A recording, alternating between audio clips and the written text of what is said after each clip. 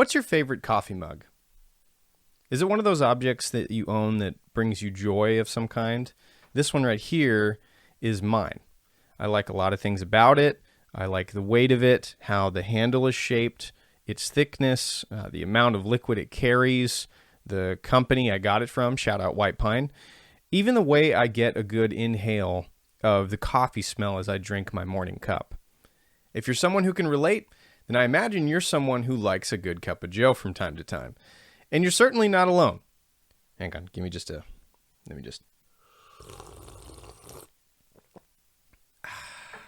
The God's nectar. The National Coffee Association just released a study this year which actually stated that 64% of Americans are indeed coffee drinkers. Do the math, that's about 211 million people or so. The average coffee consumer drinks 2 to 3 cups per day. I think it was 2.7 on average cups per day. And about 150 million of us consume an estimated total of about 400 million cups per day, averaging out at over 140 billion cups per year. Now expand that into a global scale where the U.S. only ranks 11th, believe it or not, for overall yearly coffee consumption, and we can see how the sheer volume of coffee being produced must just be hilariously, but concerningly gigantic amounts. Let's just state something important here. The coffee industry as a whole is completely unsustainable by design, period. I wish this kind of thing were something we could just ignore, but this is 2020. We have to think about these kinds of things and take serious worldwide action moving into the future if we want to preserve any of it. But let's remember something important about industrial change. The biggest catalyst for true and impactful change begins where you are locally. Remember the words of Teddy himself.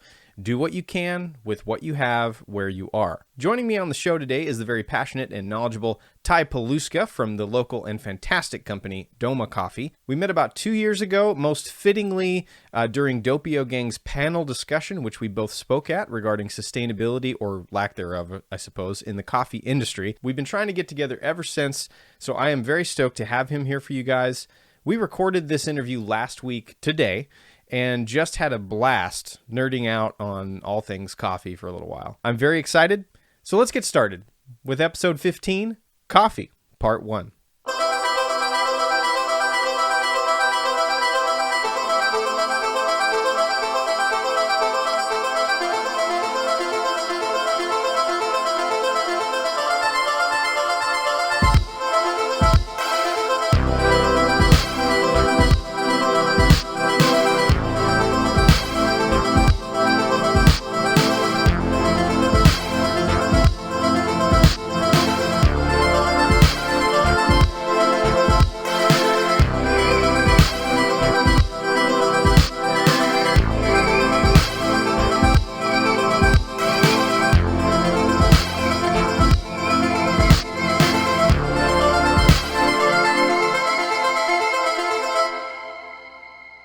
So welcome to the Sustainable Culture Podcast, guys. I'm Jet. I have with me here my good friend Ty Paluska. Hello. Thanks for having me. Man, I'm excited you're here. How long have we been trying to get in the same room?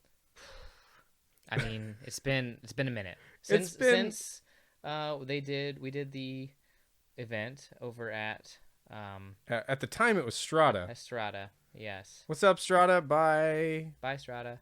May you be missed. Now Created Coffee. Yes.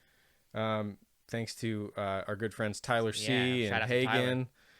You guys, man, I remember that was set up and it was kind of an out of nowhere thing. It was called, this is a fun story about this, by the way. This was the origin of the name Sustainable Culture Podcast, because that event was called Sustainable Culture, named by Tyler C. Actually, I think he came up with the name. So Tyler, Yeah, we connected at that event. Yeah, we met then. And we talked about sustainability in coffee in a very broad sense, but we did talk about it. It was spoken about. It was spoken, and now we've been trying for, has that been 2 years? Almost? I don't know. Not quite It 2 feels years. like it's... Not quite 2 years, but it's been over a year ago. Okay. I know it's been longer than a year. So so Ty and I have been trying to get in the same room, and both of us suck at texting back. That's true. We've discovered. Yes. I think because we're both busy, and Ty, Ty, I'll let you explain it. Where do you come? Where does am I here? thou come from, sir? Well, I am not native to this area. I am from Illinois, from the Midwest. Ooh, the flyover town area. Called Peoria, Illinois. Right, the heart of Illinois, as we call it. Yeah. From there, and started working in coffee. I guess I'm here because I like coffee and I care about sustainability. Mm-hmm. But I started in coffee when I was 19, working for the first Starbucks in town, which wasn't even a real Starbucks. It was at the Barnes & Noble Cafe. Oh, yeah. Yeah, it was one of those in-between Starbucks. Yeah. And we don't really work for Starbucks. I didn't even drink coffee. I was like a caramel cream frappuccino guy. Oh, man. And then I thought I was remember awesome those days, because though. I started drinking like a regular Yeah. caramel frappuccino. I was like, I like coffee now. I love that. Anyway, that was my beginning, man. And that was... So many of us... That was 16 years ago. 16 years ago. So many of us began in Starbucks, our coffee lives. Yeah, totally. A lot of us are still there. I mean, that's why I got into coffee. I was like, man, like I don't even like coffee. It's just something about it. Even in high school, I was like, this coffee thing like brings people together. Yeah. This is cool. Yeah. And I remember learning about that community aspect actually from Starbucks training videos.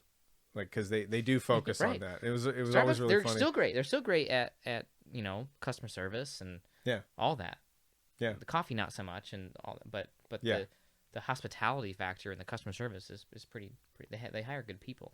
I have this friend, and I'm not going to shout her out by name because I don't know if she wants me to do this, but but I have this friend here in town who posted this thing, and it was one of those. I'm going to pick on Starbucks for a second, but it had one of those. What do they call it? The cold foam. Oh, sure. Thing.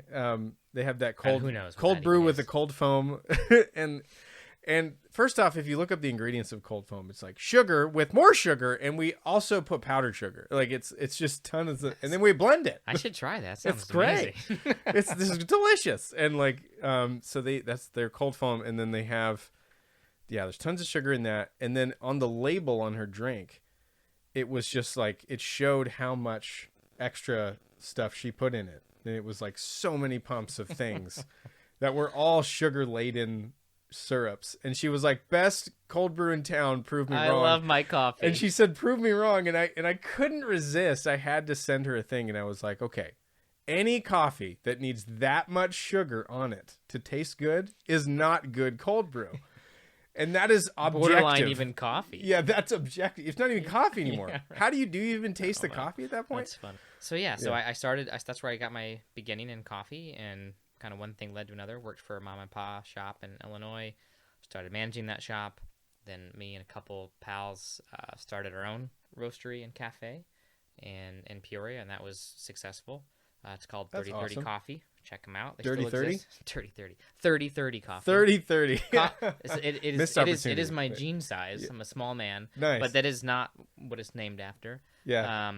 It is named after the latitudes between which coffee is grown. So 30 degrees north of the equator. Oh, yes, of course. To 30 degrees south of the equator. At least for now.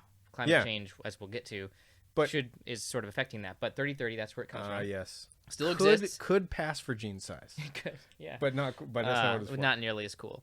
Yeah. So I sold out of that and started working for DOMA from Illinois. I'm an import. DOMA imported me. So DOMA Coffee out of Post Falls. So did you get the job offer to work for DOMA and then you moved? No, a kind of mutual friend sought us out. Really great green coffee importer called Cafe Imports. I love Cafe Imports. We briefly talked about them the other day. Yeah, so a good friend of mine and mentor, Joe Morocco, he connected me with Terry, who's the owner, and Excellent. Said they were looking for a sales person, and I was like, I've never done sales before, but I've worked in coffee for a long time, so it's easy enough to sell something you like. Yeah, totally. Yeah, and it's been great. We've grown a lot since I've been here, and I love it. Now I have 3 little kids and an amazing wife, and we're here and make our home in Post Falls now. Yeah, you guys are an adorable family. Well, thanks, man. Always having a good time. It looks like, Oh, yeah. And cheers, by the way. Cheers. Man, Ty was a bro, and was like, "Hey, we both just got off work today. Here's a beer," and I was like, "Oh my god, This is the best thing. Yeah. So we're going to enjoy a beer. 10 Barrel, which I picked specifically because they do a 1% back to the planet. Shout out 10 Barrel for... Some people have their feelings on 10 Barrel. They're kind of sold out or whatever, but at least they do that. They do the 1% back. A lot of good stuff comes out of Bend, Oregon. Yeah.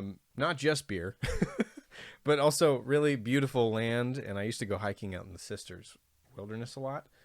And if you ever go hiking in the Sisters Wilderness, you can see not just the Three Sisters Peaks, but you can also see, what do they call it? Broken Top, the fourth one. And then if you get in just the right hike, you can also see Mount Bachelor. Oh, nice. So you're like in the middle of 5 Cascade Peaks right there. And it's nuts. Sweet. It's one of those areas where you're like, this is God's country. I know, there's so many things to check out here. That's what. Yeah, it's really amazing. You know, before we get into it, we started this last time, and those of you who watched the last episode that we talked about slowing down and it's okay to be stressed out because we're all struggling right now episode. Yeah, that was last time with Bree, which was a really fun episode. It was actually 2 hours. That was our longest one that we've done so far. We'll try to be quicker than that. Well, it was, yeah, definitely. It was ironic that it was that long, actually, because we were like, yeah, we're talking about slowing down, struggling, and stuff like that. And here we are at the hour 45-minute mark or whatever it was. But during that, we shared some good news in sustainability, and I want to share some again because I just think it's a good habit to keep up because there's a lot of bad news going around. Totally. And I think we should share some. But before I share this, I want to ask you first, if you think about it, what's the grossest thing you've ever eaten that you can think of? The grossest thing? What's one of the most like you were like, I'm going to eat this, or even after you ate it, you were like, oh God. Like texture? Are you a texture person? Yeah, I'm a texture guy. So like something like octopus. Ooh, likes the slimy. He didn't the like slimy octopus. Yeah, no, that kills me. What about what would you say if someone were to come up and go, I have a really good idea. It's a new protein source. Already I'm scared, but yellow mealworms. Try some. That's what I feed. That's what I feed. Like my lizards. We have little lizards. They're not actual. I don't know what they technically are, but they're yellow and they're It's like lizard food. Lizard food, man. The idea. I mean, so I read this article today, and I think you understand. I'm going with yellow mealworms here. So that these guys have, and hear me out. Just hear me out. And I know like a lot of people are talking about like grasshoppers. Yeah.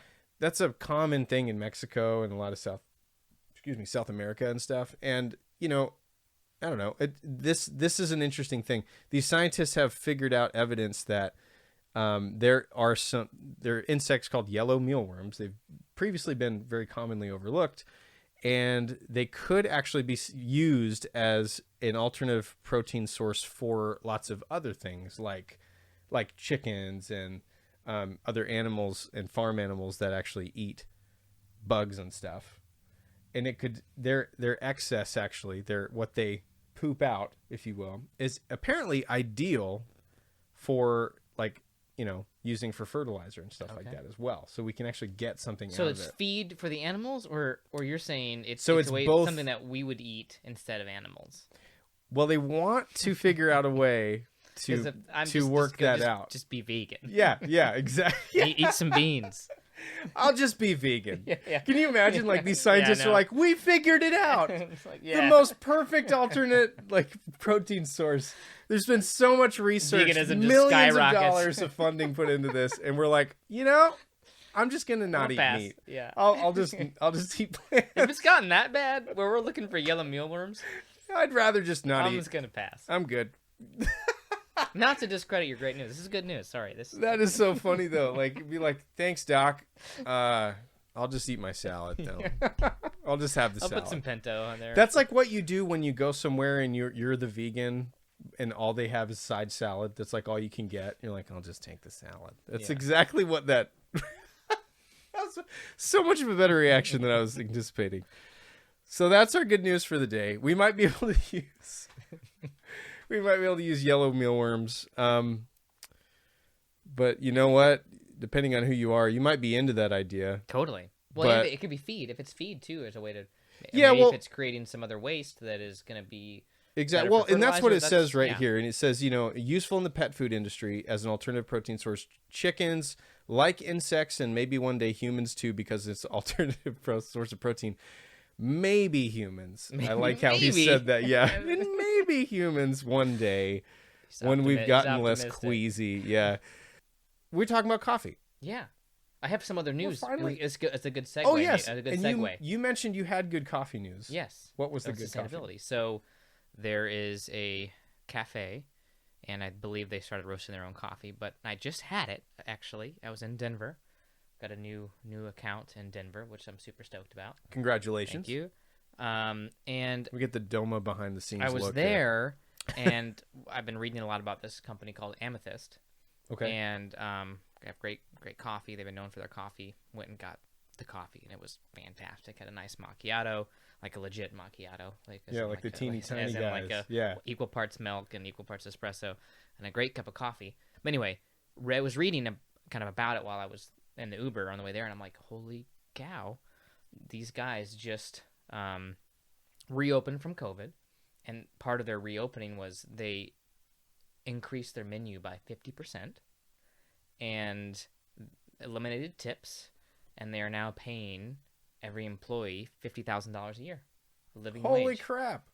So That's it's incredible. insane. They've kind of taken the plunge and say, look, so talk about sustainability. It's already, which we'll get into. It's already hard enough for the farmers to sort of, for coffee in itself to be sustainable. But the other factor we always forget about is just, living wage. It's just someone working in coffee. It's very rare to be able to make a career out of it. Let alone a living a wage. So these guys now are making.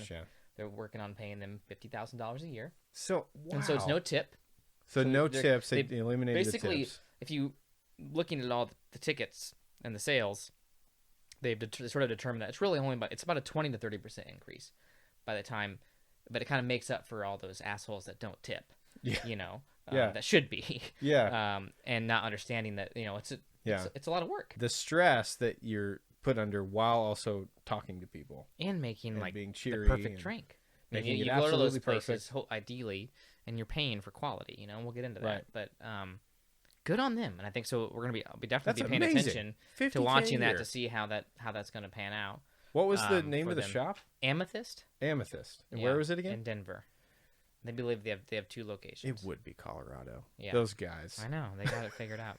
So They're full speed ahead into the future. Yeah. Those guys. yeah, They're and they like, just "We're got dumped going." on with snow after having a 90 degree day. So another climate change. There's so many things happening There's right now that is We're like just like it's what's so going to happen It's so next? relevant. This podcast is very relevant, whether you want to believe it or not. It totally is. Yeah. Well, and that's the funny thing about having a show on, like, not just sustainable practices, but sustainable actual communities and the way that we talk to each other and all that stuff is because you end up getting into stuff that you would never think, and you're like, but wait, it has to do with sustainability somehow, and you're like, oh, you got me, and it's been like that for a while.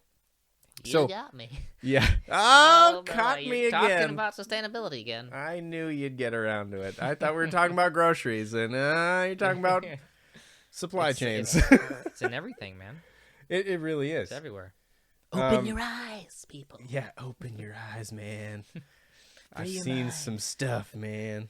I mean, that's how I feel when I study certain aspects of sustainability, especially supply chains, actually, as I joke about it. And you're like, oh, my God, there's so many opportunities.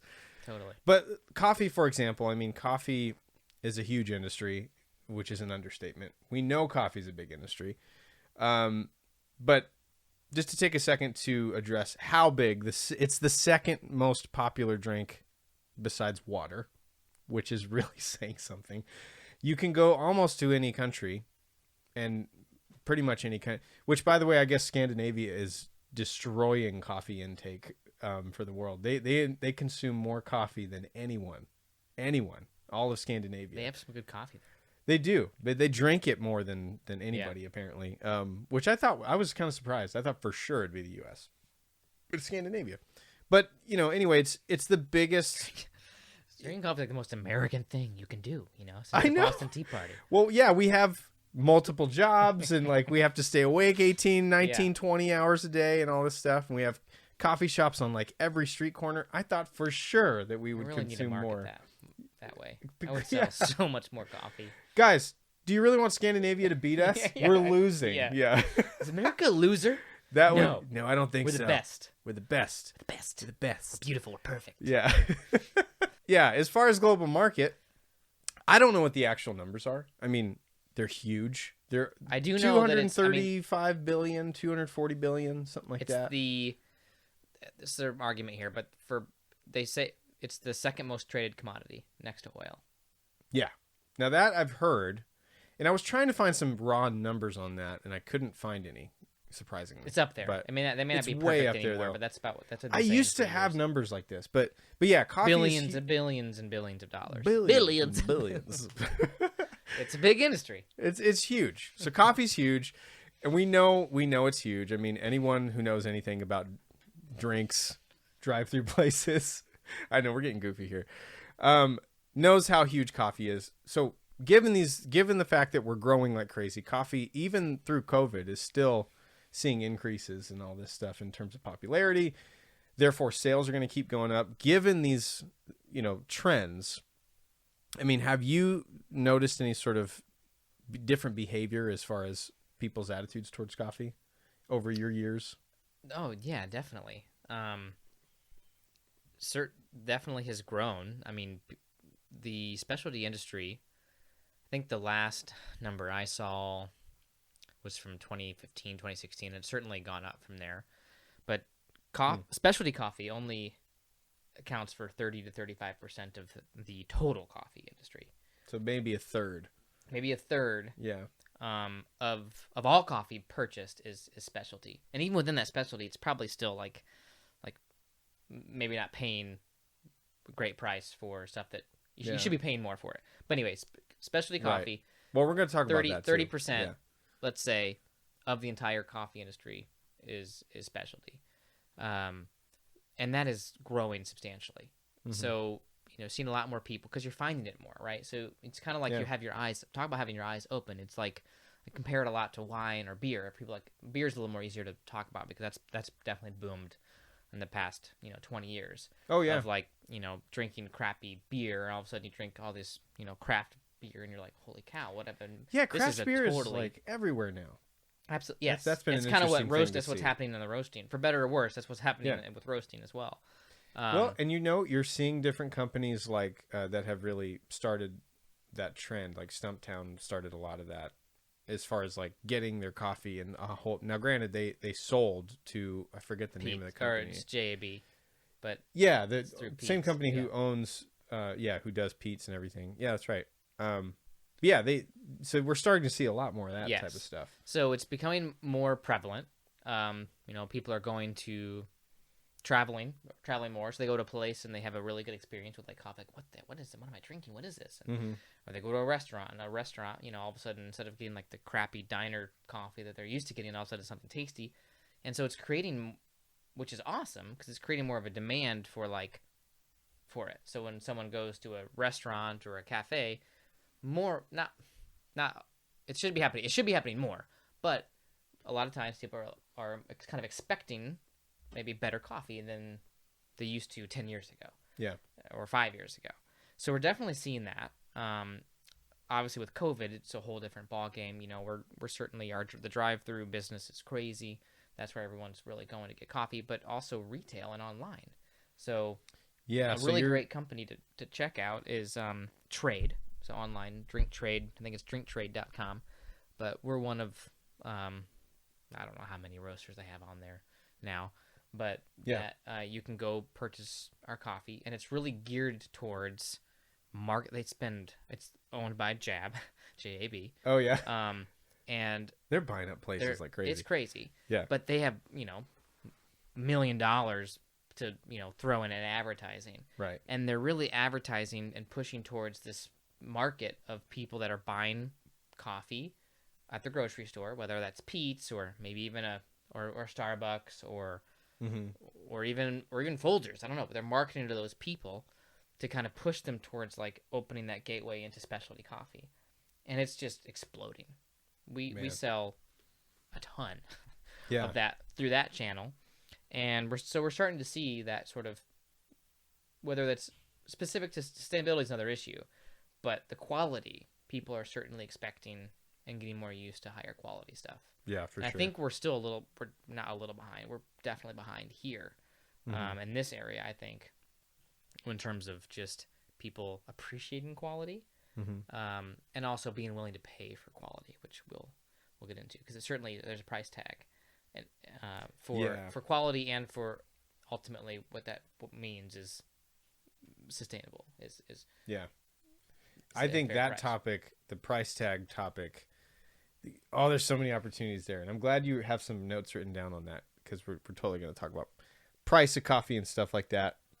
I mean, you mentioned specialty, have you seen any increase in folks concerned with the quality offered in specialty and artisan shops, kind of versus conventional type stuff? We mentioned Starbucks. I would consider Starbucks a conventional coffee shop. That's your average everyday coffee shop. Everybody has a lot of people anyway have access to a Starbucks. So have you noticed like an increase in those trends? Because you mentioned it's like a third right now of the industry, but yes, I mean, I would say for the most part, yes, there's an interest in people wanting to start better quality focused shops. But that's really the driving factor, is like quality, something that tastes better. I think there's still sort of this underlying sort of ignorance of sustainability and like what goes into pricing specialty coffee. Why is it more expensive? It's not less to do with, it has something to do with quality, has something to do with sustainability, has something to do with sort of the training and other support a company can offer to help you do a good job with that coffee. But so yeah, I would say people are still consuming coffee, and it's one of those things, even with the economy, people are still going to go pay $5 for, like, they're always going to find room to, like, even with COVID, to go spend that money on coffee. It's an easy sort of transaction to make, to, like, feel good and have a tasty beverage, and versus going to buy, a new pair of shoes or whatever. Yeah, it is really interesting. We will choose to save money on other things, but we'll still leave room for that coffee fund. Right. Every day, that $5 a day. A lot of us will anyway. How exactly does the conversation surrounding coffee and sourcing change in specialty shops versus conventional locations? I mean, definitely there's a variety of things. I mean, you're looking at sort of seasonality. So a lot of people don't realize that coffee is a crop. It's the seed of a fruit that grows on a tree, which is like, for some people are like, what? That's crazy. No, but yeah, this is a plant. Yeah, I'm vegetarian. So that is certainly an important thing that we communicate and try to help people understand, is that it's important to buy seasonal coffees, because there's a lot of roasters out there that will buy what's called post-crop coffee, so coffee that didn't sell, that's been maybe a year old, 2 years old, and price is a lot cheaper, and so you can kind of get away with buying that and maybe roasting it darker, so you can kind of maybe hide the sort of foul undertones, flavor of age. But so freshness is super key for good coffee, and for getting for really tasting the liveliness and of a coffee. But another thing that kind of surrounds is ethics. I think most artisan shops and specialty coffee shops have this understanding, I think, of wanting to be ethical, and wanting to make sure their coffee is a fair wage, it's been paid for it, and that it wasn't made by slave labor. Which we think about it, I mean, it's unfortunately, it's just kind of like assumed that that's the case. And it's a difficult conversation. I mean, it's difficult to talk about, because it's a whole other world. I mean, there's still children that are, because it's such a part of, so you could call it, you could call it, but like people won't call it slave or child labor, but part of being in Ethiopia is just like being out there with mom and dad, like helping picking the cherries, you know. Oh yeah. So it's kind of a really sticky grounds. That is, and even in the U.S., it depends on the family you talk Well, right, to. yeah, I mean, grew up plumbing with my dad, you know, or yeah, whatever. I grew up doing all kinds of stuff with my dad. We did construction. We did all kinds of things. We worked with... I wasn't paid. Yeah, no, I don't... You were paid. Yeah. What? But, like on the podcast, we're having revelations. Oh, Yeah. God, I got to call my dad, man. Back pay. Yeah. But no, yeah, it's a cultural thing. but certainly in some ethics. I mean, so cases. ethics Yeah. are really important to think about all those things, and Yeah. that's sometimes not even on people's radar. It's really not. You know, climate change certainly is on everyone's radar that's in specialty coffee, because they understand that like that is probably the most important thing in specialty coffee. It's just the reality of climate change and what that's doing, what that's going to look like in the future, and how it's affecting quality and how it's affecting growing seasons and all of this stuff. Yeah, not to go too down this, because I will lead you down rabbit holes. That's what I do. But with climate change, it's interesting because when I was a barista, it was definitely something that was more at the forefront of my attention span. Not that it isn't anyway, because I studied sustainability, of course, but you get more focused on like where your coffee's coming from, and then you therefore have to think about what is the climate change situation in that place, because it does start to affect different crops. I remember we used to hear about different farms that were having troubles with this and that, and it was directly due to different climate change issues. And I just remember that was a really fascinating thing that I didn't think would happen. It was just kind of, you know, all of a sudden you would talk to different customers about like, oh yeah, you know, we can't get this crop right now because they're having issues where the climate is actually changing in real time. And, yeah, I mean, you need rain, you need water, and you need heat. Yeah, are two like major things, and that's why it grows in those climates. Right. So when you have, you know, all of a sudden it's super super super wet, that's a problem. Or if it's just all of a sudden you have a dry spell, that's a problem. Or it's not, it gets cold, or you have a frost, or you have all of a sudden certain bugs are there because they're, you know, some other thing led them there, or they're trying to flee they've never from had to deal with. That's those eat. Yeah. You know, you have bug issues. You have what's called leaf rust. So certain diseases that are caused by climate. There's all kinds of, you know, of issues with just climate specifically that is pretty terrifying when it comes to just the reality of specialty coffee. Yeah, it's amazing how that brings that right into your face. So before we get more into that, because I know we're going to talk more about that, going back to what we were talking about, you know, different quality differences and things like that, the conversation surrounding specialty coffee versus conventional coffee and things like that, and how they can change certain things. We always hear about quality, which of course does matter when you're talking about those two differences, but what other focus points occur specifically in most specialty coffee shops? You've already mentioned ethics. You definitely focus on ethics a lot. We do think about climate change. Are there other common ones that you've noticed that are different, more explicit in the specialty world? I mean, obviously outside of just quality, like, so just training and drink preparation, you know, in general, I think. It's just, that's true too. Making sure that people are getting the best they can and getting it served to them in a way that's going to be very enjoyable and tasty and perfect. Yeah. That's huge in specialty. That's a big thing that we pride ourselves in, is making sure you get a well-crafted drink, because it's not as, you know, there's a lot of science involved. You know, there's ratios, there's how to properly steam milk. There's, you know, certainly you want to make sure you want to use X amount of coffee for X amount of water, and that changes for espresso. You want your grind size. You want the right water quality. Dude, there's baristas that read books. Yeah, I mean, so you know, like, there's so many factors and variables to like get you the best tasting coffee. That's why people get like pissed when they're like, I mean, you can get good coffee, and you can buy a bag of beans, you can make it at home.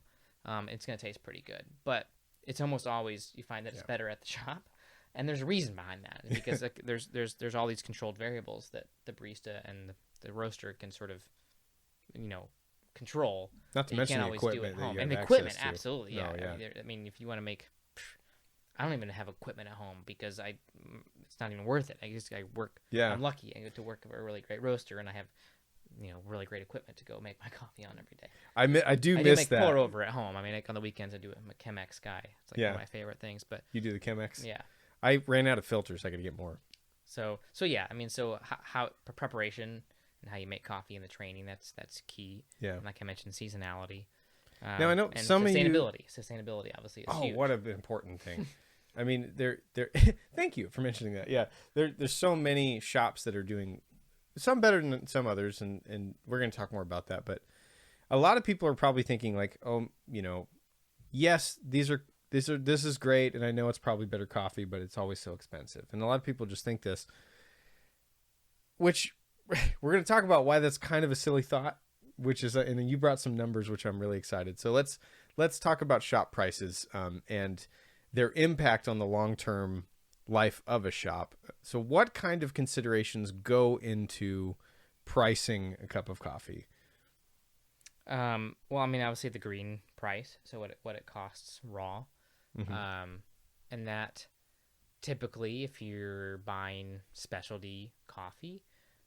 I'm not directly buying green right currently, but I know it hasn't changed a whole lot. But I would say, most green coffee, like from the importer, is going to be anywhere between $3 and $6 a pound for a really high quality, great cup of green. That's per pound. And I forget, how many pounds is a sack usually? They're like, they can range from, they're like 130 to 150 pounds. It's measured in kilos, but that's kind of what it breaks down to, 130, 150. Those massive bag, burlap sacks. Yeah. So, I mean, on average, I would say typically like a good $3 to $4 is like a pretty common, for like a good solid, great cup of coffee, green coffee. And that's going to be, we're way above C market price. So C market's kind of like your commodity grade coffee. Like if you look up your C market price on whatever online, what it's currently trading for, that's going to be like that's not living wage coffee. That's like your coffee you're getting for your Maxwell House, your Folgers, or whatever. That's the mass quantity. Yeah, commodity. But even some of even some of the other stuff that's like organic, and I'm using quotations, or in fair trade, like some of those coffees you can get certified, but you could be buying post crop coffee from like 2 years ago, and technically it's fair trade. Technically it's organic, but it's potentially a year or two old, right? So you can price it lower, but the quality is not going to be there. But you can still use all those taglines, because it is those things. And some people say their coffee's organic, and it's not actually organic. Ooh, and that, which is really that gets me, because there's a lot of you pay a lot of money to be roasters pay a lot of money and have to get inspections done. And those inspections are no joke. No, they're not a joke. So not just the money, but I also find the preparation itself for those inspections are crazy enough. Yeah, and you got to have different scoops and different containers and all that to really pass all that. But that's a whole other can of worms. That is a whole other thing. But yeah, that's. Does a shop's pricing potentially directly affect the farmers? Oh, certainly. How it can so? be. I mean, as long it can, in that if you're buying, it really depends on the roaster. I guess it's not so much the shop itself; it's the coffee roaster. Can certainly. So in other words, if they're not buying quality coffee, yeah. So if the shop that you go to isn't roasting their own, they're buying it from a wholesaler like DOMA or somebody, then that's not really on them so much. It's on them to pay be choosing a good roaster to use that uses good ethics and is sourcing quality and ethical coffee. But it's also on them to sort of make sure they're paying their own employees well and thinking about sustainability in that way. But it can certainly, it's really on the roaster, and if we're choosing to sort of pay for how we're pricing our coffee, how much, we all have margins, and we know what we need to make to pay for our labor and all on our costs, but it really boils down to like making sure we're paying a way above C market, a fair price. And if you're buying coffee sub $3, $2.50, whatever and below, a lot of times that coffee is probably not going to be something that is not sustainable. Right. Well, and for many different reasons too. I always just wonder, like, if someone has a really low price coffee, just about how is that possible? You know. Well, and it's not fair. I mean, it what it does is it drives the market down. Everyone wants, like, oh, you come here for the cheapest latte. Yeah. It's yeah. like that's not always a great thing.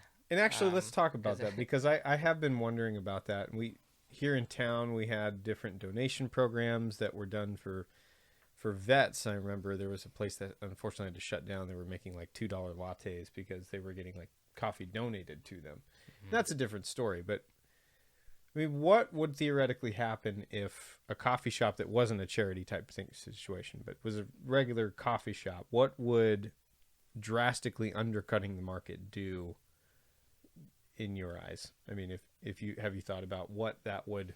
Well, of course, because this freaking happens all the time here. I mean, there's so many people out there that are, charging way less. So what does that do in a local scale? Well, one, it just makes it where it looks like what should be. I mean, like DOMA, for example. Like we're probably us and like Evans and like dudes that have some of the, I think, the best coffee around. I think so. Yeah, shout out to Evans Brothers. I think they do a fantastic job. Oh yeah. We're gonna be some of the higher priced roasters out there. Mm-hmm.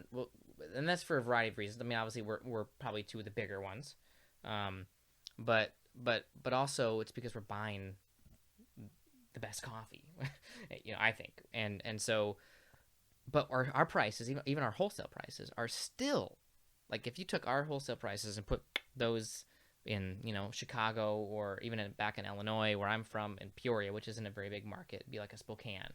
Yeah. Or you put those in California, or put those in Seattle, we're gonna be still way under what the going price is for like a quality, legitimate wholesale coffee. Oh yeah.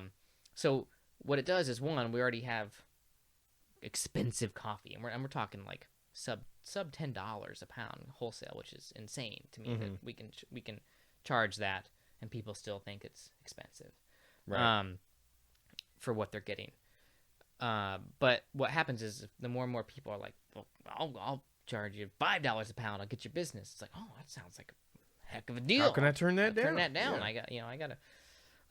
What that does is it just continually sort of drives down what people expect, So all of a sudden it makes our coffee look even more expensive. And then we're trying to play this game of like, well, they're trying to take our account, or yeah, and you're trying to compete with that, and it's just not sustainable, because one, we can't pay our wages that we want. DOMA does a good job. DOMA's an amazing company. They treat us very well. Yeah. And we can't pay ourselves and us a living wage, and we can't then buy coffee that's at a living wage for those farmers if all of a sudden there's just no way we could compete with even $7 a pound wholesale. Yeah. It's just not doable. And if someone's doing that, I don't know, unless there's just one guy who's just like roasting all day long on a little roaster, maybe they can get away with that, but it's not sustainable. Right. So it just ends up hurting the price, and it makes you try to compete with that. And then it also affects the cup price. Where are these folks getting their coffee from, you think? I mean, there's brokers everywhere. Yeah. They're also, but they're not. There's a variety of importers you can get it from, but it's usually it's not gonna be.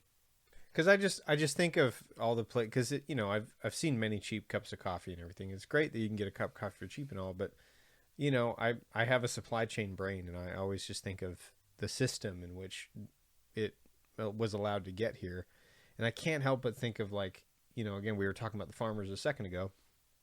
What are they getting paid? I always want to know that, because I am really curious to know whether my purchasing that cheap cup of coffee that is convenient to me is negatively affecting the life of someone across the globe somewhere or not. Is in a sort of indirect way. I mean, yeah. A roaster, it's really on the roaster to sort of make sure they're paying a good price. But also then there's the importer. What is the importer paying? Are they paying? So you really want to find coffee roasters that are willing to talk to you about who their importers are, and know that and do research on who. There's or a lot know of who stuff their importers online are for that you can find, and to be able to find out where their money's going, and how much is because there's a lot of middlemen. There's the importer, then there's the processor, and then there's the mill, then there's the farm. There's a variety of Yeah. By the time it kind of goes back to the farmer, they're getting 20 cents a pound, or whatever for their. Right. I just made that up. I don't know exactly what that is off the top of my head, but But there's a sometimes lot you of can find, middlemen in that. So indirectly, you're certainly indirectly by not being willing to pay a little more for like higher quality and supporting like shitty coffee. Yeah. You are sort of indirectly kind of part of the problem. Yeah. And by choosing to seek out higher quality coffees and paying that little extra bit, you're sort of reinforcing the idea that like this is worth it to me. I mean, we do it all the time with beer, like beer, craft beer. We're really, I don't know what I paid for this, but it was probably almost $10 for a 6-pack. Yeah. Or you go out to eat and you go to a bar. You're rarely paying less than $5 for a glass of beer, or you're sometimes $6-7. Cocktail the same way. Yeah. Coffee is way more labor intensive than all of that.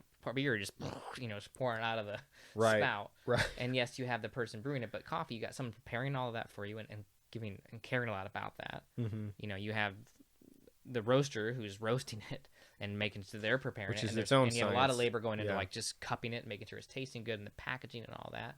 And then you have tracing all of that back to the importer. I mean, coffee, we have to admit the reality, which is it's a very unsustainable. Oh, the whole industry is Industry. unsustainable. Yeah. And So- and this is what drawn our conversation a long time ago. It's very inefficient. Yeah. I mean, with boating it across the, Oh, yeah. the oceans to how it's all the water used to prepare it Very much and so, to yeah. and to get it to you. So our job as a wholesale roaster is to really cut as much of that out as we can. And DOMA does that in a variety of ways, which we can talk about, and that's why I'm hyped about DOMA and I'm a fanboy of it. And Yeah, of course. and I get stoked about it. But yeah, there's just a lot of things that go into making those decisions.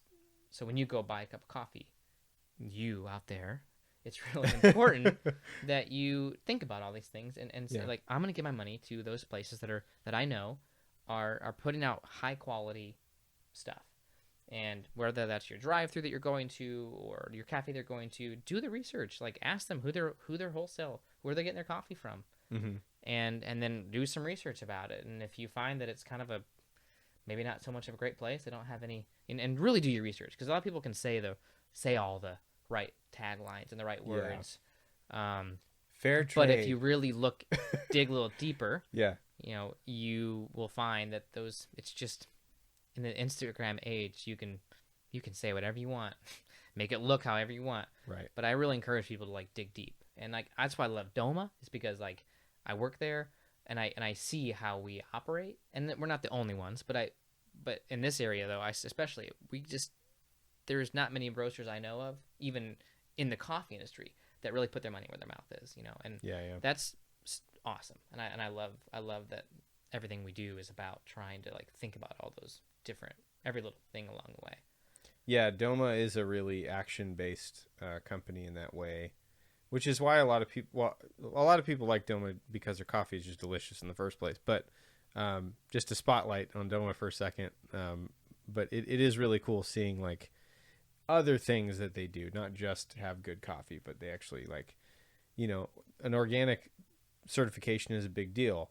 A relationship with certain farms, like a good relationship, is a big deal. Yeah, traveling to origin to meet those farmers and yeah. develop those relationships. And DOMA supporting local causes. And, and you see this all the time in the specialty world. I mean, there's more and more shops putting such more of a spotlight. In Portland, it was, Kova Coffee is known around the world, and they are incredible at that. Heart was a huge one of my favorites. Yeah, they're incredible ethically. Just the things that they do to try and really go out of their way to put the people who produce the East part. Coast, countercultures on the Oh, they're West Coast another one. Yeah, that just absolutely just want to emulate Yeah. those guys. That's actually another company that's one of those big ones, like that is spotlighted They're legit, a lot. man. They they're put awesome. they put big reports out for where they're getting their coffee from, the kind of the supply chain, where their money's going. It's cool. Like, Yeah. that's a legit.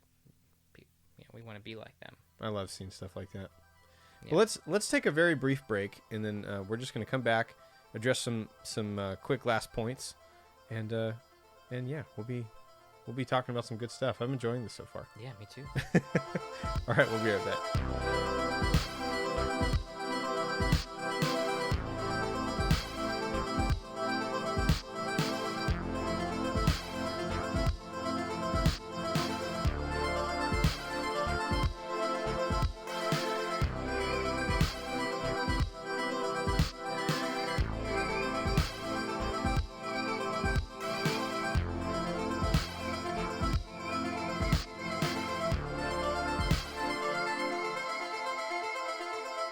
Welcome back to the Sustainable Culture Podcast, folks. My name is Jet. We're here with Ty Paluska. Thank you so much for joining us today. I'm having fun. Thank you. It's good to be able to talk about coffee in the first place, but to talk about coffee with my buddy Ty here. I mean, we've been trying to get in the same room for like 2 years or almost or something like that, and here we are.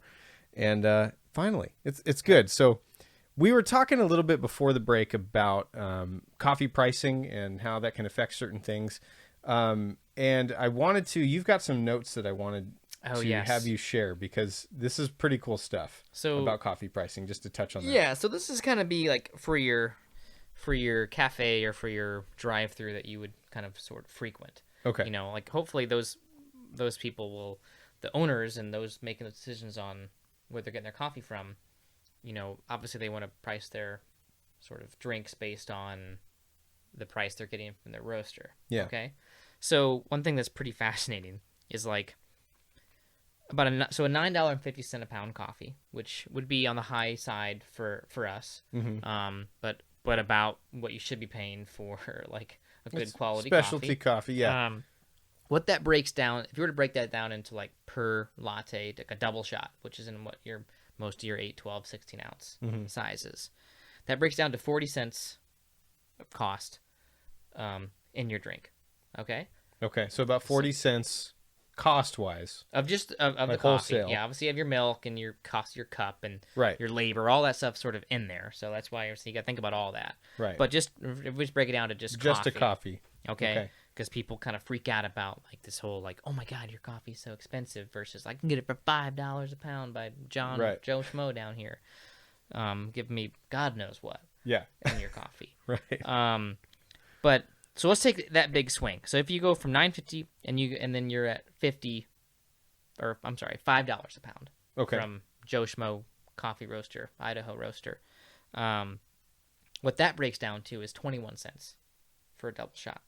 Oh my gosh, it's like half of that. So you're talking a $4.50 a pound swing, which again, in most people's minds, that adds up especially when they're going with their 50 pound a week account or something. They're like, dang, that's several $100 more I'm paying, whatever per week in coffee in their mind.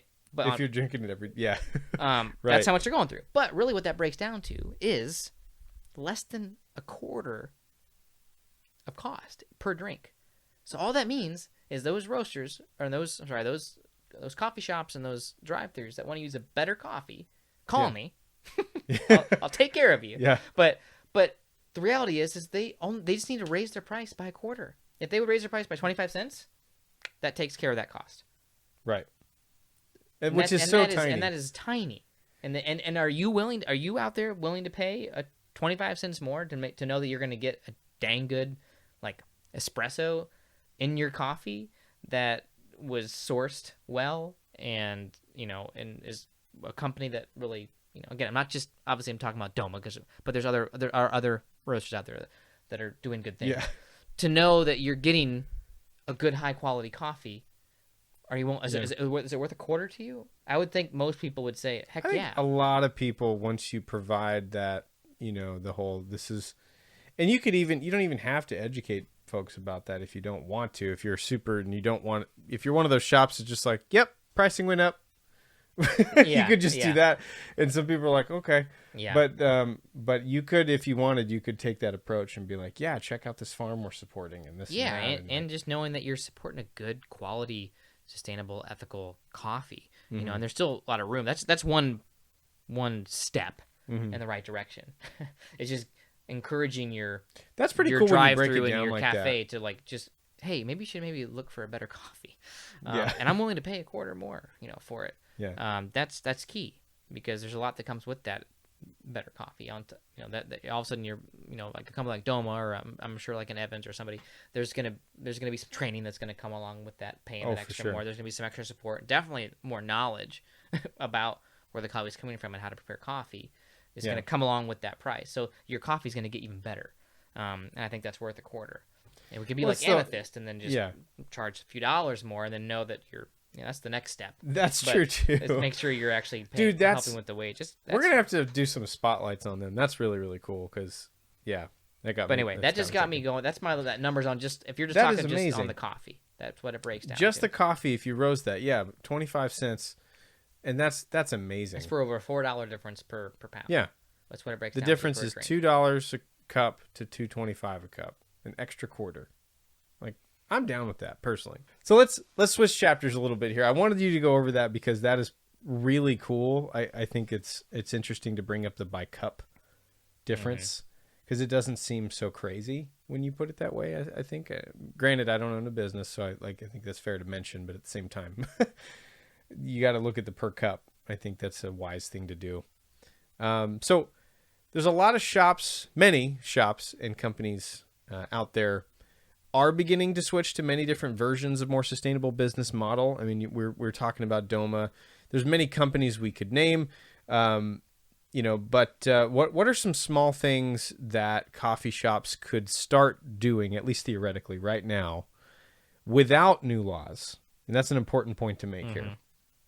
Without having to worry about passing new laws and stuff like that, what are some things that coffee shops could be doing right now that would send this message to their customers or into the community, nearby, of an intentional focus on fertilizing a more sustainable foundation in their community? That's a great question. I think it's an important question because those are things those are the small things, right? Those are like the key things that a roaster can do and a cafe can do to really start taking those steps towards a sustainable future. And to support the question a bit more is, there's different company, and Doma's done a bunch of stuff that is really, really cool. We could totally highlight those. There's a brief shout out to Coffee Roboto in this area who, they're a little bike trike that goes around. And those guys, they started carrying, obviously we can't right now because of COVID, but they were doing this, this cool thing where they stopped having paper cups for a while, and they had this cool program where there was always a mug there that you could use if you didn't bring your own. And they did this really cool program where they didn't really need to use those cups unless they, Yeah, and they were one of the first ones in town to do that. They really were. And so huge shout out to Coffee Roboto. Check them out. And they source great coffees. I mean, they're spending they're spending a lot of money. Yeah. They don't go through a ton of coffee. They've sourced Doma before. So they have sourced Doma before. But the Brandywine and Onyx, I mean, they source some freaking great coffees. Oh, yeah. And it's not cheap. No. Because with any roaster, the more you buy, I mean, you're buying bulk, you're going to get a better price. Right. They're buying at, almost full retail price. And, so the margins on there, what they're doing is they're committing to getting great coffees. Right. So kudos to them. Which really sends a message. That's huge. That's my first point. That was my first one. Is you can, one thing you can do, source better coffees. Like that's what a roaster. That's what a roaster. Yes, could source better coffees, but also those cafes and those drive-throughs or whatever restaurants seek out better coffees, get better coffees, and spend the extra few bucks a pound to really. That's going to send a message that you care. Do you think it's safe to say that there's a pretty good correlation in, higher quality coffees and higher ethics? I mean, I don't know if that's the case overall, but it does seem that you find that kind of thing. I don't know. That's a good question. I think it's hard to answer that because that's kind of, I'm in that game, man. That's what I care about. I'm in the coffee, but I don't know if that's always true about a beer. I don't think about, when I think about a beer, for example, I don't think about that's true just because it's better means it's more ethical. I don't know. Yeah. That's a tough. That's I'd be curious to see. I'd be curious to see coffee professionals in general. I think I would say have a sort of a history of being more, progressive and more ethical, and at least having a mind more attuned to that because it's like the plight of the farmer. And just the nature of this industry. So I would say maybe. It could be. but I can't speak for everyone on that.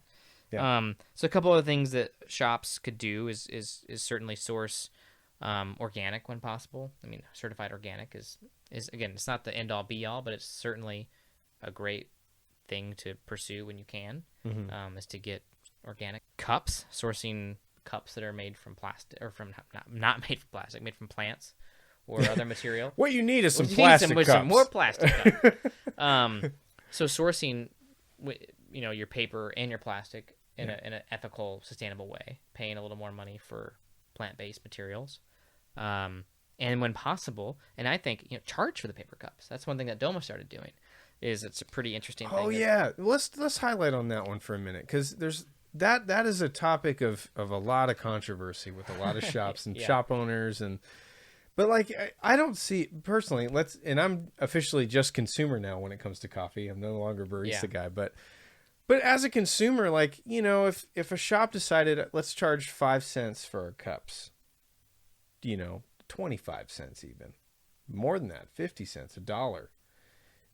Some shops will get brave with it that way, kind of like Amethyst that got brave with the 50,000 a year thing and charging several dollars more per drink.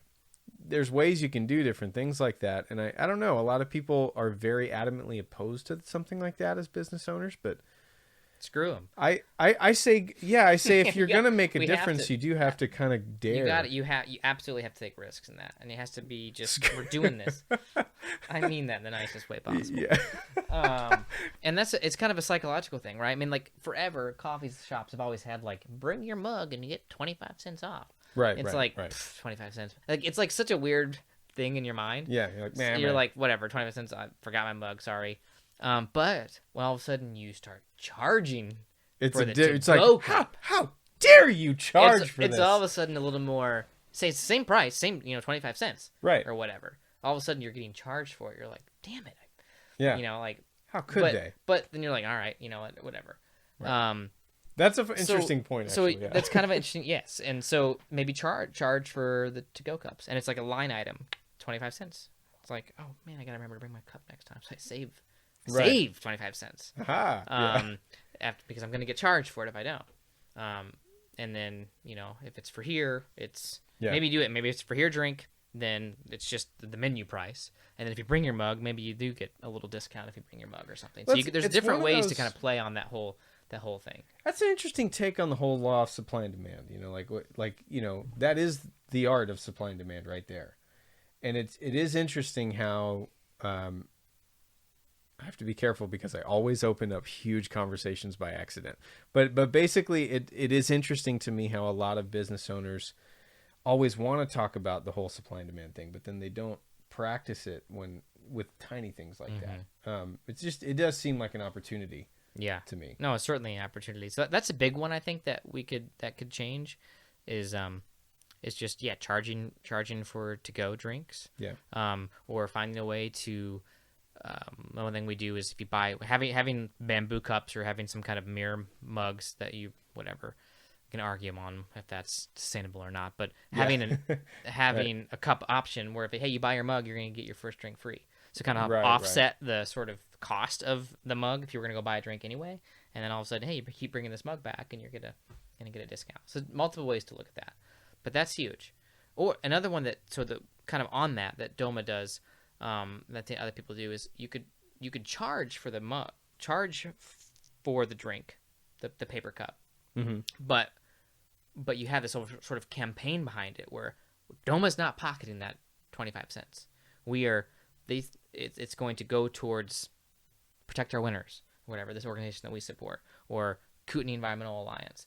You could actually take those funds from those cups then those charges, and actually then every month, we're going to bring your mug, but when you don't, know that no matter what, that money's still going towards something green, right? Whether you like it or not. Well, and again, that's kind of what we're talking about in terms of sending a message. Like that is something that is definitely sent to the consumer. Like, we are doing this not just to make an extra profit. We're not trying to cheat you out. Exactly. This is going towards something good. It's just changing our habits, really, and opening, kind of making you aware of the reality that you are creating waste when you take a paper cup. Right. But yeah, there's also a lot of small things like the chemicals you use for cleaning in your cafe, the light bulbs you're using. How often are you using lights? Do you really need this light on right now? Like, that's one thing I love about DOMA. There's so many, like, the lights are constantly off everywhere. and the windows or doors are open. It's just using as much natural light and heat and cool air as you can. Recycling program. Does your company have a recycling program? That's easy to start. So easy. Composting. You can compost all those coffee and tea grounds and get them to a community garden. Oh yeah. Or your chaff from or you your could roasting. check with local farmers even. Like, there's so many at Evans when I worked there. I mean, we had a few people that would come by who just farmed. They weren't a business or anything, but they had heard by someone. I forget, it was word of mouth is an amazing thing. But they would hear that we had plenty of coffee grounds, buckets of them, and we would be like, yes, take them, please. Right. And we couldn't get rid of them fast enough. Yeah. So there's a lot of things. There's a few things, but those are some things you can do just to start sending a message that, like, these are things you care about. And you don't have to necessarily toot your own horn about it. And that's the thing that a lot of shops do, and DOMA does. That we can't really just necessarily just, hey, look at us, we have a recycling program. You just gotta freaking do it. Right. And because everyone can post a great Instagram picture of, like, how sexy their new mugs look or whatever. Or whatever, yeah. Or the new bags or whatever. But, like, doing the hard work of actually sustainability, and that's stuff that's, like, behind the scenes, man. You just have to do. Yeah. And just do it because you care, not because you're trying to be cool or get people to like you. Yeah. Intention is everything. Mindset is what we talk about a lot here. So some of us are familiar with the notion, especially those of us who follow, if you follow any, coffee Instagram, you will have seen the hashtag, community.competition. I love that hashtag a lot, and I love the intention behind it, but sometimes it gets foggy. So, like, in the specialty coffee world, we see that hashtag a lot. What if we could put something together, some kind of cooperative group of, like, local coffee leaders and professionals, maybe, to get started, just get shops on the same page with issues like sustainable use. It's like single-use materials, like what you were saying, like decreasing milk waste in some way. We could figure out a way to kind of, I don't know, do some collaborative group there to figure that out. Responsible green coffee buying. What comes to mind is, like, different people getting together and using the same distributor, perhaps. I don't know if that's even a good or a bad idea. Or going group buying. I mean, I think that's group buying. You can find bulk discounts if there's some groups of us that could say, we all want to buy this coffee. We can get it at a better. You can usually get it at a better price if you commit to X amount. Or exactly. Sustainable products are expensive, so maybe we all go in together and we're to buy, like, a huge chunk of sustainable paper products. And so theoretically, some of these ideas might be more realistic than others, but, like, what if we could do that? What if we could set some kind of a round table discussion up? If you're listening, local coffee leaders, Bobby and Indaba, and Rick and Randy from Evans Brothers, and help me out here, people. If you're Aaron at Ladder, there we go. Aaron, I haven't talked to him in forever. Hope you're watching, buddy. Hagen. If you guys are listening and you're watching, I mean, this would be cool. I really legitimately think that, like, some kind of a way, Zoom meetings. Yeah, I wrote that down. While. Yeah, Zoom, and find a way to do, like, a Zoom call once a month. Someone be like, "What are you all doing?" You don't have to. I mean, this is where we can find common ground, right? When you first asked this question, I was like, community competition, screw that. I want to blow all these guys out of the water. DOMA only. Yeah. That's just DOMA for life. DOMA for life. Everyone should be drinking DOMA. But in reality, like, well, I'm sure, okay, there are some roasters, I think, that shouldn't be out there. But for the most part, all these guys you mentioned do a freaking great job. Right. And we're all going to be around. But how can we learn from each other in this world? We don't maybe have to share our secrets about how we roast. Right. What our margins are. We use 20 grams. Yeah. This, whatever. This is what we can all get stoked about this. Hey, where are you getting this from, this product from? Or, hey, can we all go on this together? What are you doing to, like, has this worked for you guys? Like, DOMA, hey, have you guys seen success, like, doing this cup program? Maybe, can we all do it? Can we find what's working for you? I think sharing that kind of ideas, now that's community, and that's finding a way to, like, legitimately find, but we have to get together with those decision makers. Right. To kind of find a way to make those calls and implement them, and then hold each other accountable, in a way. So That that w- to me is pretty cool. I would be so into that. Like, I'm not even officially in coffee, but I would figure out a way to sit at that table and just like even just be a fly on the wall. So if anyone's listening, and this is my low key recruiting attempt, I would love to set up some kind of a conversation, even just see what How do happens. we do this? How do we do I'm this? Totally Yeah, game. Yeah. that would be cool. So there's two people right here. We'll even get Tyler from Doppio Gang. We'll work that out. We'll figure out a way. That would be really, really fun to figure out.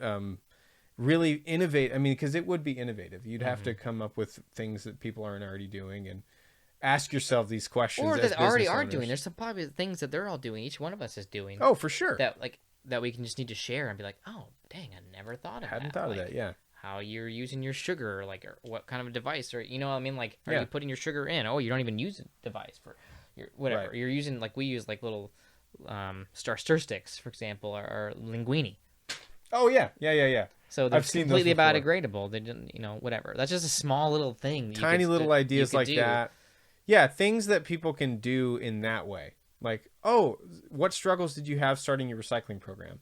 Well, we struggled with this. We couldn't get this to work. Oh, you know what we did is we did this and it worked. Yes, it's great. Like stuff like that. That is encouraging shit because Yeah. what I have found, and we've talked about this, it's too easy to get daunted by like the big stuff, right? Like, Oh, man, so the easily. climate change and stability. It's just, man, it is just so.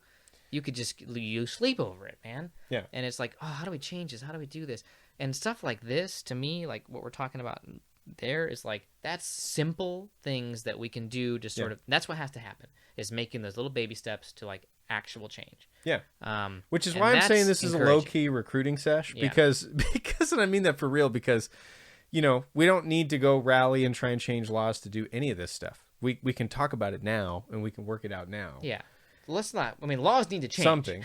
Yes. But we let's not can't- we're not disregarding that conversation, but as far as what's practical right now, things we can already do. These things we can all do in our own cafes, our own roasteries that we can do. Just we don't need laws to make those decisions. Yeah.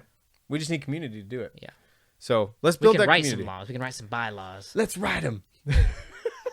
for So the group. speaking of business owners, many business owners out there tend to need the right push, in the right direction when it comes to sustainable ethics, like we were talking about.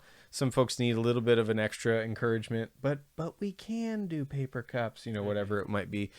But it is the people buying the coffee, as we know, and as some of us need to be reminded, who really decides what sells and what does not at the end of the day. I mean, and you would know this as a person who's in sales at this point, or sales director, if I'm not right. And so you have to look at those trends. Like, well, this isn't selling, so we need to look at something else. This is selling, so we need to look at this. So money talks, in other words. And so my question really is, what can all of our coffee lovers out there do right now to help in a local and eventually worldwide transition into sustainable coffee business models? What can we do right now? Do your research. I mean, find out wherever you're going to get coffee. Find out where their coffee's coming from. Whether they roast their own or if it's coming from somewhere else. Find out where it's coming from and really commit to making sure that where you're spending your money is going to a coffee roaster that is taking the steps necessary to sort of push coffee in this direction for quality. What's an easy question you and can that sounds ask a like really barista? salesy because like I want the business, but like that's truly the one thing. Yeah. I'm not talking about just DOMA. Find a place that like you Yeah, research and you find out, wow, these guys they're paying good money for their coffee. Yeah. They're roasting it well, and they're an ethical business. They care about this stuff. It's apparent that they're actually Right. doing good and trying and meaning to do good. And that is key. You can ask a barista questions too to get a good feel sometimes. Certainly. Like I at Evans all the time, and this is common in a lot of specialty shops. You get a lot of questions like that are more surface level, like does it taste this way? Does it taste that way? And it can, with those types of shops, it can open up a conversation. All of a sudden, you're talking about Guatemala, the country, Right. not the coffee, but the country. Right. and it opens up these gates. So I always find a really useful thing, and you can back me up with some other ideas related to this for sure. But I always like to ask coffee shops, what coffee are they serving today? Mm-hmm. Simple that one. Like what? Tell me about the coffee you have today. And if they're like, it's dark, Yeah. that's it. Right. That's all I know. Yeah. I mean, that's a helpful, I think, first thing. Mm-hmm. Are there other like tiny things you could do, like if you're testing out a shop? Totally. I mean, well, or the things that you can bring your mug. I mean, COVID is sort of screwed that up.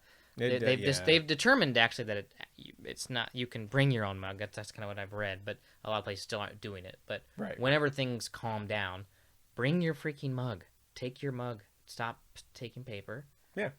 And if a company decides to put, a charge on to go, don't get ticked off. Just embrace it.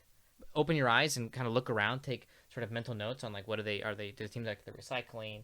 Kind of pay attention to what kind of company like you're frequenting, and if they're putting that extra effort into being sustainable and recycling and being ingenuitive on how they're using their products.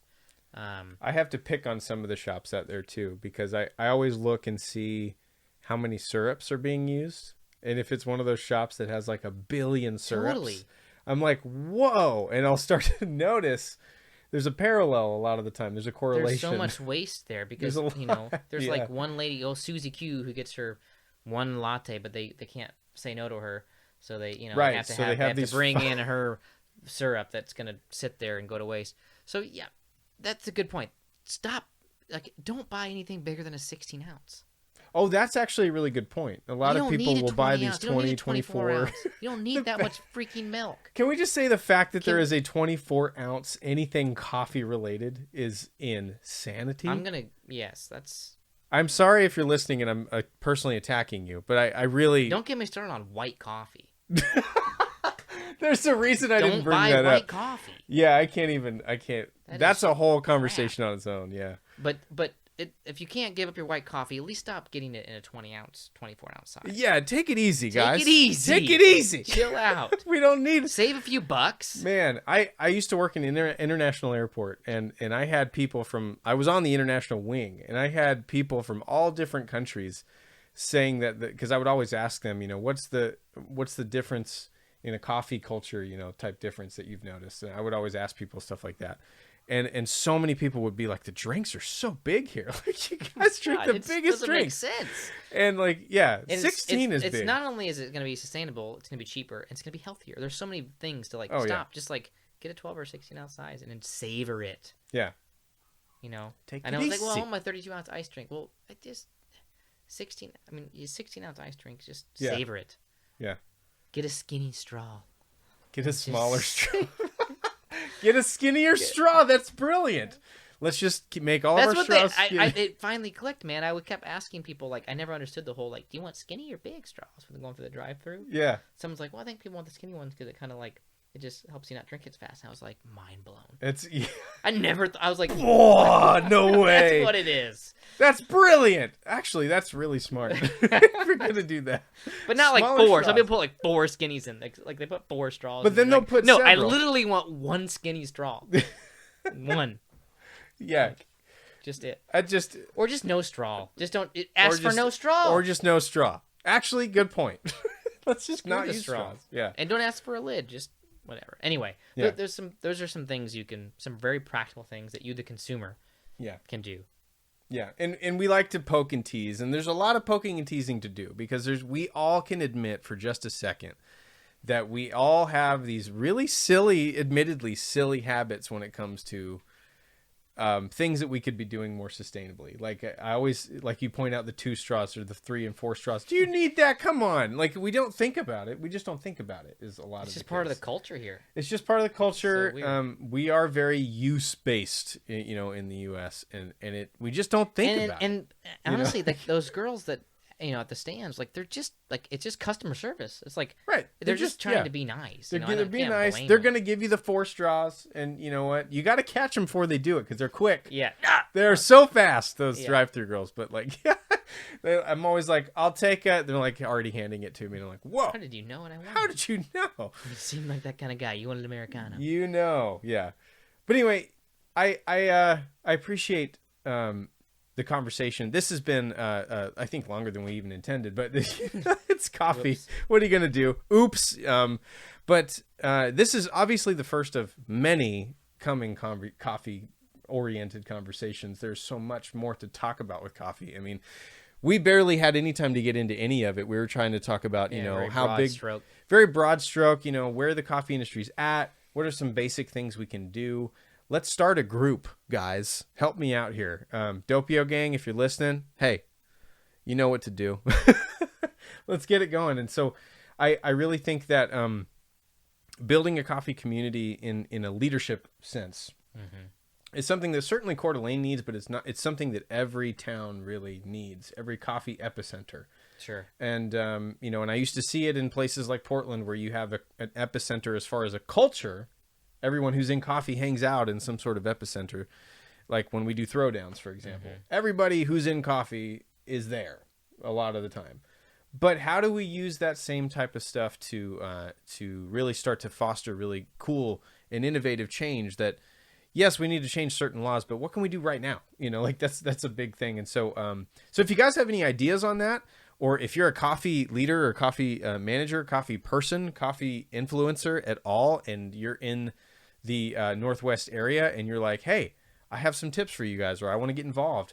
Hey, give us a call. Use sustainableculturepodcast@gmail.com. You can comment. You can do all that cool stuff. And that would be really cool to start that conversation. Also, Ty Paluska is a DOMA guy. You can reach out to DOMA. Yeah, and absolutely. we can have that conversation that way. That would be really fun as well. So, any last words for the people? Nah, man, it's good. This is good. Thank you for letting me be a part of this and offer some little bit of insight. I'm glad we finally got together. This has been no joke. Hilariously long time getting together. Yes. But this will be, now that we know like a more schedule, we can actually talk more. Yes, this is good. This is so good. I'm hoping this will lead to more things for sure. Oh yeah, absolutely. So thank you guys once again. I have been Jet. This here has been Ty Paluska. Thank you so much for visiting and talking to us. Yeah, thanks for having me. And have a great night, guys. I hope you join us next time. Thanks again for watching and listening to the show today. Do you have any suggestions on how to make your town's coffee scene more sustainable? What would you like to see your favorite coffee shop do to send the right message? Let us know in the comments or send an email at sustainableculturepodcast@gmail.com. If you liked what you heard, please consider liking, subscribing, and of course sharing us. You can find the Sustainable Culture Podcast on YouTube and any podcast listening platform of your choice. Remember to check back every other week for new episodes and content coming your way. I've been Jet McLaughlin, and I'll see you guys next time.